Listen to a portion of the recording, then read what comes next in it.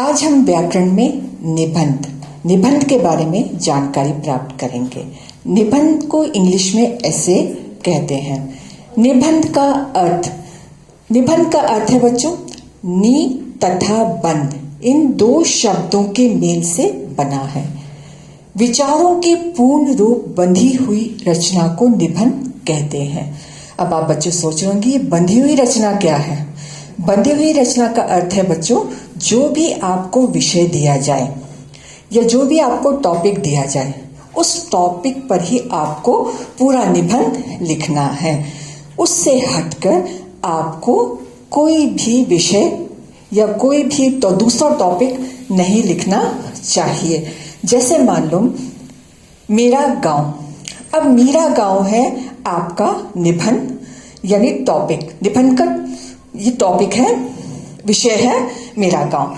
अब मेरे गांव के बारे में आपको हर चीज, जो कुछ भी आप जानते हो गांव के बारे में, तो गांव के बारे में ही आप लिखोगे, चाहे वो अच्छा हो, बुरा हो, या किस तरह से है हमारा गांव, तो पूरा आप जो है गांव के बारे में ही लिखेंगे। तो इससे मतलब इस टॉपिक से हटकर आप कुछ भी नहीं लिखेंगे, अन्यथा आपके मार्क्स या अंक कट जाएंगे। तो चलिए अब देखते हैं निबंध के अंग। अब निबंध को कैसे लिखा जाता है? तो बच्चों मैं एक बात कहना चाहती हूँ, निबंध शुरू करने से पहले अगर आपको उस विषय से संबंधित कोई 4 पंक्तियां याद हो, कविता की या दोहे की, तो आप लिख सकते हैं। अगर आप लिखोगे तो जो है आपका जो निबंध जो है बहुत ही ज्यादा अच्छा होगा और प्रभावशाली होगा। तो चलिए निबंध के अंग पढ़ते हैं। निबंध के अंग में पहला है भूमिका। भूमिका, अर्थ, प्रस्तावना, ये तीनों एक ही हैं। अर्थात हमें जो विषय दिया गया है उस विषय पर आपको उसका अर्थ लिखना है या प्रस्तावना या भूमिका लिख सकते हैं। तो बच्चों अर्थ, जैसे कि अर्थ, प्रस्तावना, भूमिका मैंने पहले कहा।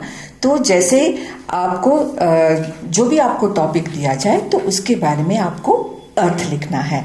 जैसे पर्यावरण की सुरक्षा, तो पर्यावरण का नाम हम सुनते ही हमारी जो दिमाग में जो है एक छवि बन जाती है, तो उसका हमें अर्थ यहाँ पर लिखना है। ये मात्र 4-5 वाक्य में आपको लिखना है। दूसरा जो है आपका विषय विस्तार। विषय विस्तार जो है इस विषय से संबंधित भिन्न भिन्न बिंदुओं पर अलग अलग अनुच्छेदों में विस्तार से लिखा जाता है। अर्थात जो भी हमारा विषय होगा उस विषय से संबंधित अच्छा, बुरा और जो भी है उसमें हमें लिखना है। लेकिन यहाँ पर जो है कुछ संकेत बिंदु दिए जाते हैं, जैसे लाभ, हानि। ये लाभ हानि जो संकेत बिंदु है बच्चों, ये है हमारे सब टॉपिक्स, तो विषय विस्तार के अंतर्गत आते हैं। तो इसे भी हमें, तो बच्चों यहाँ पर जो है भिन्न भिन्न बिंदुओं पर अलग अलग अनुच्छेदों, भिन्न भिन्न मतलब अलग अलग पॉइंट्स पर जो है आप अपना पैराग्राफ वाइज लिख सकते हैं। बिंदु मतलब पॉइंट्स में भी लिख सकते हैं या उसे पैराग्राफ में भी आप लिख सकते हैं। तो भिन्न भिन्न का मतलब है बच्चों अलग अलग पॉइंट्स पे लिखना है और हमें मतलब अलग अलग मतलब अनुच्छेदों पे में विस्तार से लिखना है। अनुच्छेद मतलब पैराग्राफ में भी आपको लिखना है। ये जो पंक्तियां जो आप लिखोगे, पॉइंट्स जो लिखोगे, टू द पॉइंट होना चाहिए। और जो है अगर आप पैराग्राफ में भी लिखते हो तो भी ये टू द पॉइंट होना चाहिए। और इसमें जो है संकेत बिंदु यानी पार्ट्स जो है 2 नहीं, कम से कम 4 या 5 पार्ट्स होते हैं। तो उन चारों पॉइंट्स को आपको जो है विस्तार से समझाना पड़ेगा या लिखना पड़ेगा। तो इसी तरह से हाँ, तो बच्चों हैंड राइटिंग, सुंदर लिखावट भी बहुत जरूरी है इसमें निबंध में, चाहे कोई भी भाषा क्यों ना हो, चाहे कन्नड़ा हो, इंग्लिश हो या हिंदी हो, लिखावट आपकी बहुत सुंदर होनी चाहिए। हैंड राइटिंग आपकी बहुत सुंदर होनी चाहिए, जिससे जो है निबंध लेखन पे बहुत अच्छा प्रभाव पड़ता है। तो इसके अलावा एक और पॉइंट है जो है, अगर आप हिंदी में लिख रहे हैं तो आपकी जो हिंदी है सरल हो, लेकिन उसके साथ साथ वो शुद्ध भी होनी चाहिए। तो चलिए इसका अंतिम पार्ट जो है हम पढ़ते हैं, उपसंहार। यह अंतिम भाग है। इस भाग में निबंध में बताई गई सारी बातों का निष्कर्ष यानी रिजल्ट लिखा जाता है। उपसंहार को हम कंक्लूजन कहते हैं, कंक्लूड कहते हैं। ये निबंध का आखिरी और अंतिम भाग है या पार्ट है।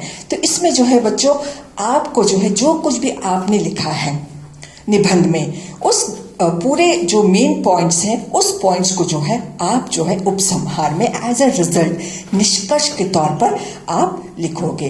और बच्चों एक बात का यहाँ पे ध्यान रखिए, पूर्ण विराम, अर्ध विराम, अल्प विराम, इन सब चिन्हों का भी आपको यहाँ पे ध्यान रखना है, क्योंकि ये निबंध है। निबंध पे इन सब का भी आपको अंक मिलते हैं। हाँ, तो बच्चों निबंध में, ऐसे में, या फिर अपठित गद्यांश या कॉम्प्रहेंशन में, अनसीन पैसेज में, या लेटर राइटिंग में, पत्र लेखन में, तो बच्चों अगर आपने इसे ध्यान से देखा और ध्यान से पढ़ा और इस पे थोड़ी सी आपने मेहनत की, तो आपको जो है ये 15 अंक आपके पास रहेंगे। तो आपको क्या करना है, पढ़ते रहना चाहिए। कुछ भी, ये तो खुद ब खुद लिखने की बात है। अपने विचारों को इसमें लिखते हैं निबंध में, तो आपको क्या करना है, आपको पढ़ते रहना चाहिए, जिससे जो है आपकी भाषा जो है वो शुद्ध हो। तो धन्यवाद।